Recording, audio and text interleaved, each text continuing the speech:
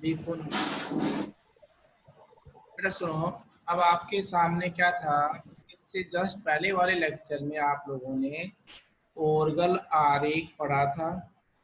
किसके लिए पढ़ा था? अष्टफलकीय ज्यामितियों के लिए पढ़ा था। सर कौन से विन्यास की अष्टफलकीय ज्यामितियों के लिए पढ़ा? मैं आपको कहूँगा, एक तो आपने D1 विन्यास के लिए और एक आपने पढ़ा था D9 विन्यास के लिए अष्टफलकीय ज्यामिति में ओर्गल आरेख। ठीक है, आज अपन क्या करेंगे, चतुष्फलकीय ज्यामिति के लिए ओर्गल आरेख पढ़ेंगे। कौन सी ज्यामिति के लिए मोहन? चतुष्फल के ज्यामिति के लिए। अच्छा, तो मैं पहले लेता हूं अपने पास में तीसरा D1 विन्यास के। कौन से विन्यास के? D1 विन्यास के कौन सी ज्यामिति? चतुष्फल की है। D1 विन्यास के चतुष्फलकीय ज्यामिति के लिए ओर्गल आरेख, ये आज का अपना टॉपिक है पहला। ठीक है, तो ठीक है सबसे सर। पहले बताओ कि कौन से विन्यास के लिए? D1 विन्यास के लिए। तो बताओ D1 विन्यास, इसका मतलब आपके पास में कोई भी क्या है, एक संकुल। तो किसी भी संकुल यौगिक है, जिस संकुल यौगिक के D में कितना इलेक्ट्रॉन मिला? एक इलेक्ट्रॉन। इसलिए कौन सा विन्यास बोला, D1 या D9? D1 विन्यास। अच्छा भैया, दूसरी पहचान ये करो, यहाँ पर ज्यामिति कौन सी है? चतुष्फल की ज्यामिति। चतुष्फलकीय ज्यामिति का मतलब लिगैंड की संख्या 6 होगी या 4 होगी या 2 होगी? 4। वो किस वजह से होगी, क्योंकि ज्यामिति कैसे बताई? चतुष्फल की है। यहाँ तक बात समझ में आए कि नहीं आई? Yes sir. इसका जो संकुल यौगिक है उसमें D के पास एक इलेक्ट्रॉन D1 विन्यास के कारण है, और ज्यामिति की बात है सर यहाँ चतुष्फल की है, इसलिए 4 लिगैंड पाए जाएंगे। क्लियर होगा बेटा? Yes sir. अच्छा, अब अपने पास में कौन सा सिद्धांत काम लेता हूँ, CFT थ्योरी। किसके अनुसार? CFT के अनुसार। CFT के अनुसार। तो सबसे पहले मैं D1 के लिए न्यूनतम ऊर्जा अवस्था पर निकाल लेता हूँ, निकालूं? तो ये यस बताओ, सर।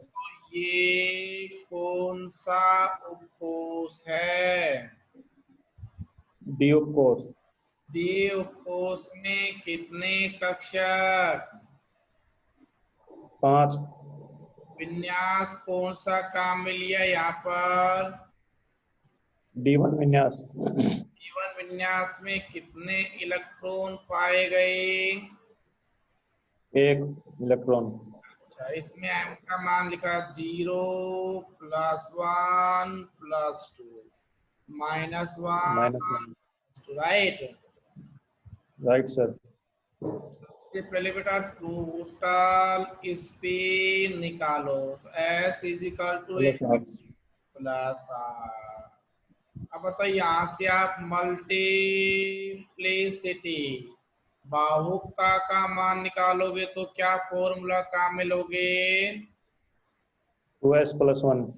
2s+1, तो 2s+1 से इसकी जो मल्टीप्लिसिटी निकल के आई वो कितनी निकल के आई?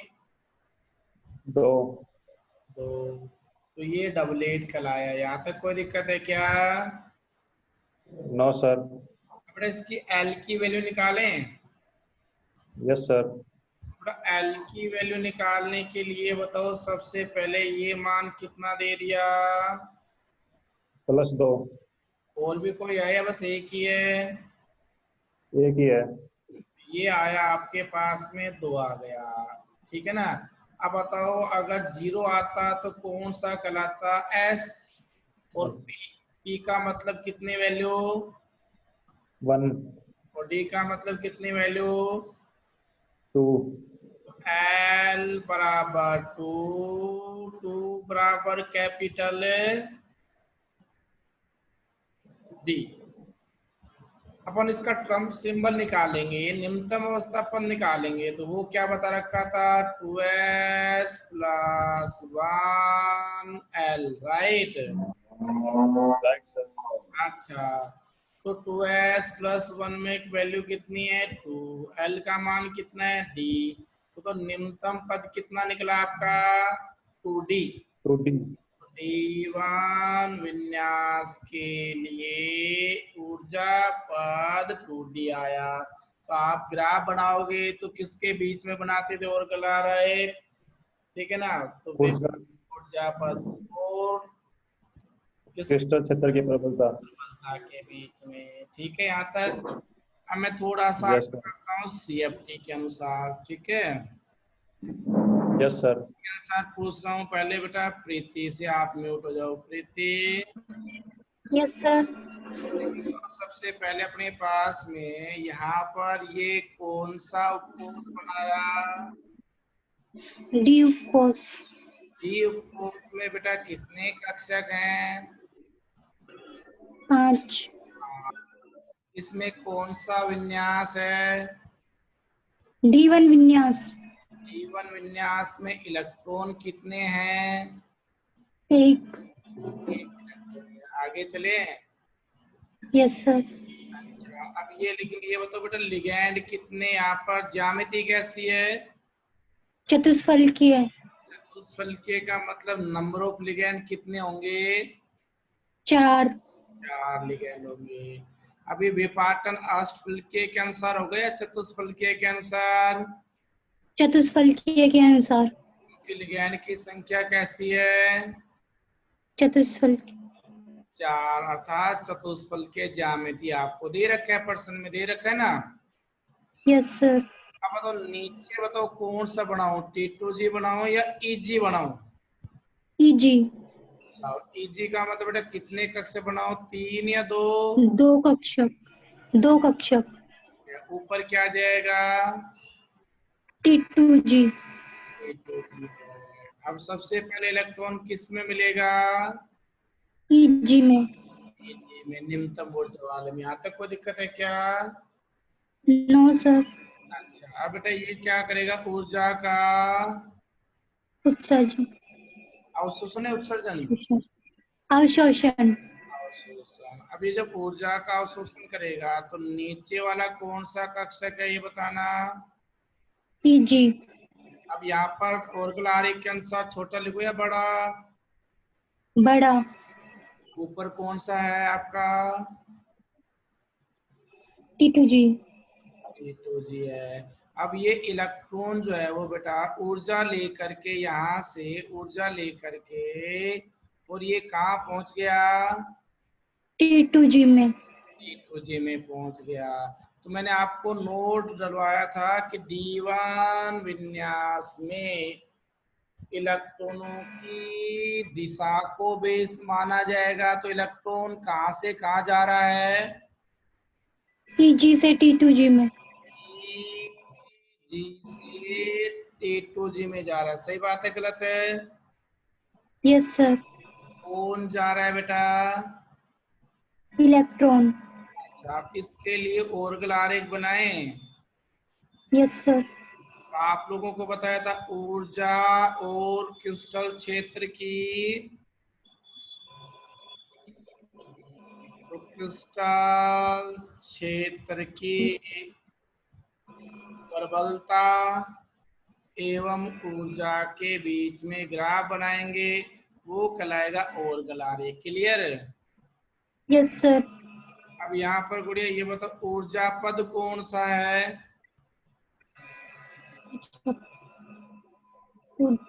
हाँ 2D। 2D, तो ये 2D निकला था। लेकिन इलेक्ट्रॉन कहाँ से जा रहा है ये बताओ, कौन से ऊर्जा स्तर से, EG से। ये तो नीचे क्या लिखोगे आप, EG। ऊपर क्या आएगा, T2G. अच्छा, और ये आप लोग सेंटर बना दोगे, कर लोगे? Yes, sir. कोई सेम सिचुएशन वाले लिख दोगे, कोई दिक्कत नहीं सर। ये 2/5 डेल्टा टी, और ये हो जाएगा अपने पास में -3/5। तो ये ओर्गल आरेख कौन सी ज्यामिति के लिए है? चतुष्फलकीय के लिए. लेकिन ये बताओ, जो चतुष्फलकीय के लिए है, लेकिन कौन से विन्यास की चतुष्फलकीय के लिए? D1 विन्यास की. यहाँ तक कोई समस्या है क्या किसी प्रकार की? No, sir. अच्छा, तो आप लोगों को मैंने बताया D1 के अंदर इलेक्ट्रॉन की दिशा को आधार मानकर, बल्कि एक बात और बोल सकता हूँ, D6 और D1, वैसे आपके D1 और D9 ही है, D1 और D6 दोनों के अंदर इलेक्ट्रॉन की दिशा को आधार माना जाता है, जबकि D4 और D9 में होल को आधार मान करके ऑर्बिटल आरेख बनाया जाता है। समझ गए? Yes, sir. थोड़ा सा आगे बढ़ते हैं। अब अपना इस ऑर्गल आरेख है, उसका लास्ट पॉइंट आता है, और वो लास्ट पॉइंट कौन सा? फोर्थ, आपके सिलेबस के अकॉर्डिंग 9 विन्यास। तो उत्तम उत्तम यस सर। अच्छा, तो बेटा कौन से विन्यास की बात कर रहा हूँ, D1 या D9? D9। तो D9 विन्यास की कौन सी ज्यामिति की बात बोल रहा हूँ? चतुष्फलकीय। तो D9 विन्यास की चतुष्फलकीय ज्यामिति, कौन सी ज्यामिति चतुष्फलकीय के लिए कौन सा आरेख? ऑर्गल आरेख। ऑर्गल आरेख है। तो इससे पहले किसके लिए निकाला गया था? D1 विन्यास के लिए। D1 विन्यास के लिए। अब कौन से विन्यास के लिए पूछ रहे हो? D9। अच्छा, अब मैं बात बोल रहा हूँ, पहले D9 से मतलब आपका ना, तो D9 विन्यास है, कौन सा विन्यास है? D9 विन्यास। D9 विन्यास का मतलब लगभग लगभग D कक्षक भरा हुआ या खाली है? लगभग भरा हुआ। लगभग भरा हुआ है, तो हम ये कहेंगे लगभग पूर्ण भरा हुआ है। लेकिन याद करो, D9 में एक जगह खाली है या नहीं है? है। एक इलेक्ट्रॉन की जगह खाली है या नहीं है? है। अब जो एक इलेक्ट्रॉन की जगह जो खाली जगह है, उसे अपन क्या बोलेंगे? होल। होल बोलेंगे। तो आपस से लैंग्वेज पकड़ना, कौन से विन्यास की बात कर रहे हैं? D9 विन्यास। D9 विन्यास में लगभग D कक्षक क्या है? पूर्ण भरे। पूर्ण भरे हुए। लेकिन अपने पास में फिर मैंने क्या बोला बेटा, अगला पॉइंट, कि इसमें एक इलेक्ट्रॉन की जगह खाली है या नहीं है? है, खाली है। अच्छा, तो उस खाली जगह क्या बोलोगे? होल। होल बोलेंगे। लेकिन ये तो कौन सी ज्यामिति पढ़ा रहा हूँ? चतुष्फलकीय। अच्छा अच्छा, तो सर आप ये कह रहे हो कि इस संकुल में, क्या बोला? इस संकुल में ये बताओ कितने धातु के साथ में लिगैंड मिलेंगे? 4।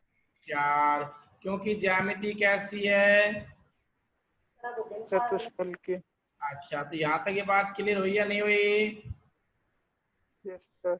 अच्छा, इसके लिए भी निम्नतम ऊर्जा पद निकालें? Yes sir. अच्छा, तो निम्नतम ऊर्जा पद निकालने के लिए क्या कर रहा हूँ, सुनो भाई। हरीश, नमस्ते सर। नमस्ते। ये कौन सा उपकोष है? डी उपकोष। ए उपकोष में कितने कक्षक? 5। 5। इसमें इलेक्ट्रॉन कितना है? D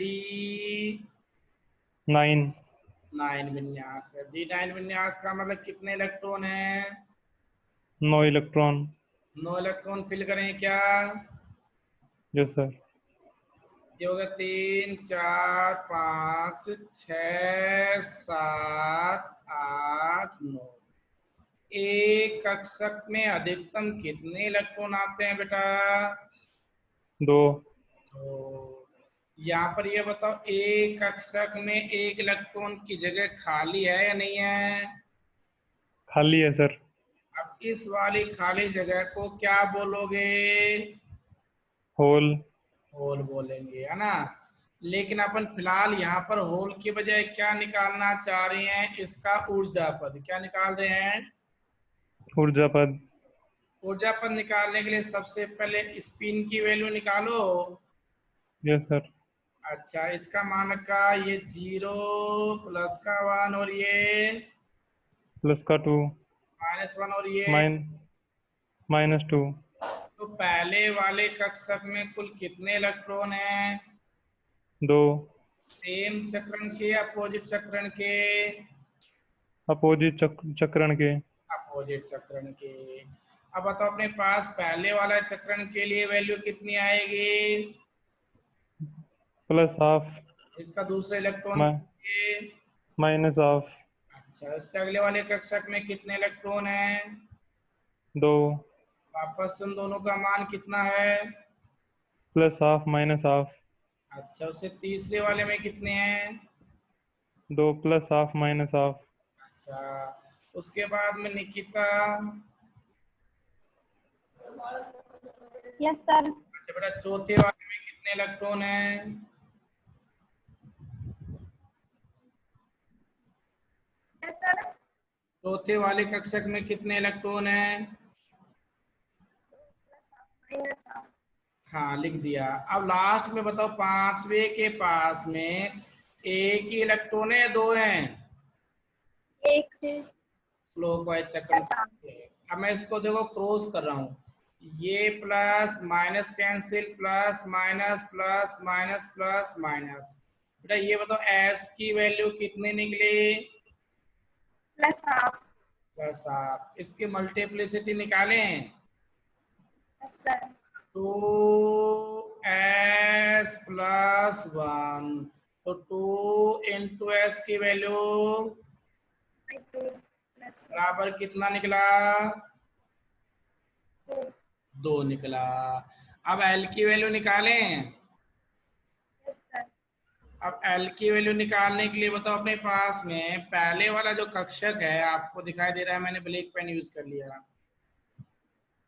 इस पहले वाले कक्षक में बताओ एल की वैल्यू कितनी कितनी है?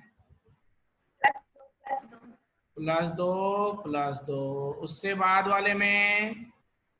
+1 इसके बाद वाले में?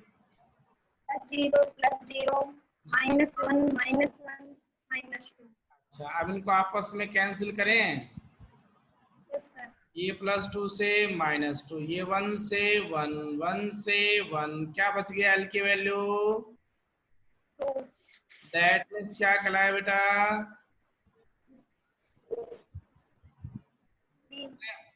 अब यहाँ पर इसका मतलब जो निम्नतम पद निकला वो 2s प्लस 1 और l। तो बोले तो क्या निकला, बताना, दिखा ऊर्जा पद। तो यहाँ से ये मिला आपको, एक समरी मिल गई सर। D1 एवं D9 दोनों के लिए जो ऊर्जा पद आता है वो 2D निकल के आता है, राइट? Yes sir. अच्छा, अब बेटा मैं इसका क्या करता हूँ, ओर्गल आरेख के हिसाब से बात करता हूँ। तो बताओ, सबसे पहले ये कौन सा उपकोष बनाने का प्रयास किया? D5 विन्यास। इसमें ये बताओ, इलेक्ट्रॉन कितने हैं, कौन सा विन्यास है ये? D9। D9 विन्यास है। अब थोड़ा सा आगे चलता हूँ। आप म्यूट करो मोना, आवाज पहुंच रही है तो बेटा म्यूट करना एक बार। मोना, आवाज आ रही बेटा? Yes sir. अच्छा गुड़िया ये बताओ डी में कितने इलेक्ट्रॉन है बेटा? सर आवाज नहीं आ रही है। डी में इलेक्ट्रॉन कितने हैं? डी में इलेक्ट्रॉन कितने हैं? 1 मिनट सर।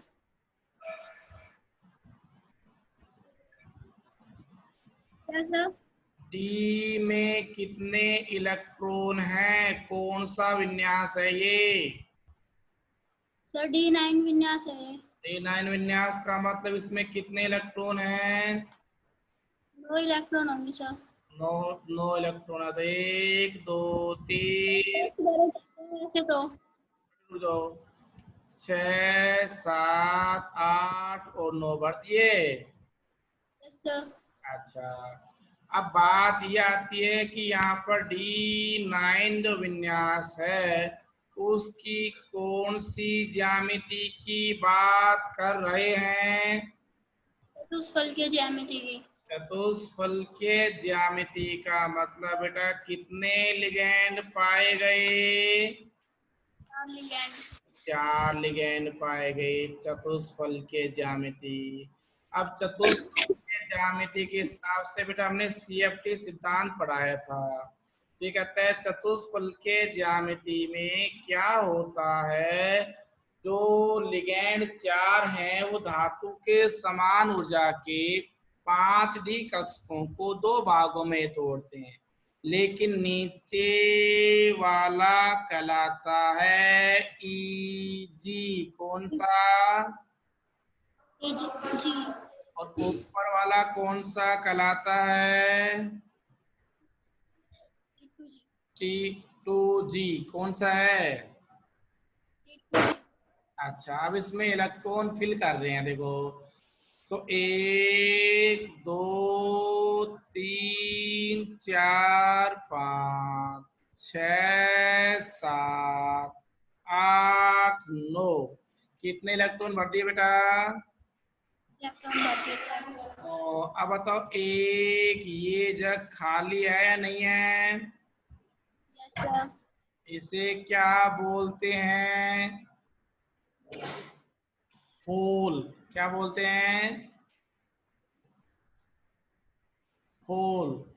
ये होल ऊर्जा का अवशोषण करेगा, न कि यहाँ इलेक्ट्रॉन करेगा। दोनों में अंतर मिलता है। लो भाई तो आशीष। सर नमस्ते। नमस्ते। तो अब बताओ वापस से नीचे कौन सा ऊर्जा स्तर बनाया हुआ है भैया? Capital EG। Capital G. ऊपर कौन सा है? Capital T2G। तो जी अब अपने पास में नीचे 4 इलेक्ट्रॉन भरूं या 3 भरूं? 3 अच्छा और ऊपर पूरे के पूरे कितने भर दूं? 6 अब ये ऊपर वाला जो ग्रीन वाला होल है वो कहाँ पे आ गया? नीचे। नीचे आ गया। D9 विन्यास में किसकी गति को देखोगे, इलेक्ट्रॉन या होल? होल की गति को। होल की गति को। तो इसमें होल की गति देखी जाती है। जब होल की गति देखेंगे तो होल कहाँ से कहाँ जा रहा है?